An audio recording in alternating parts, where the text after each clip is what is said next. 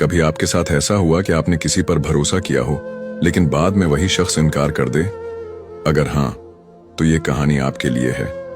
ये एक सच्चा वाकया है जो हजरत इमाम अबू हनीफा के जमाने में पेश आया। एक शख्स इमाम अबू हनीफा के पास आया, चेहरे पर शदीद परेशानी थी। उसने कहा, मैंने एक आदमी के पास अपनी रकम अमानत रखी थी लेकिन अब वो साफ इनकार कर रहा है, मैं क्या करूं? इमाम अबू हनीफा ने बड़े सुकून से पूछा, क्या कोई गवाह था या तहरीरी सबूत? वो शख्स अफसोस से बोला, नहीं, मैंने तो भरोसे पर दे दी थी। ये सुनकर इमाम अबू हनीफा ने फरमाया, फिर एक ही रास्ता है, रातों को उठकर तहज्जुद में दुआ करो और अल्लाह पर भरोसा रखो, वही तुम्हारा हक वापस दिला सकता है। ये शख्स उम्मीद के साथ घर लौट गया। उसने सच्चे दिल से तहज्जुद पढ़ना शुरू कर दी और अल्लाह से मदद मांगता रहा।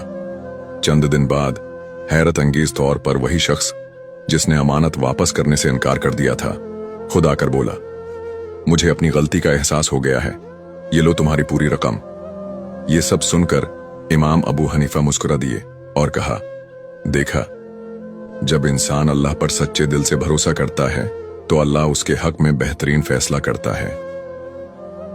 तो दोस्तों, अगर आपके साथ कभी ऐसा हो तो घबराएं मत, अल्लाह से रजू करें और अपने मसाइल को हल करें।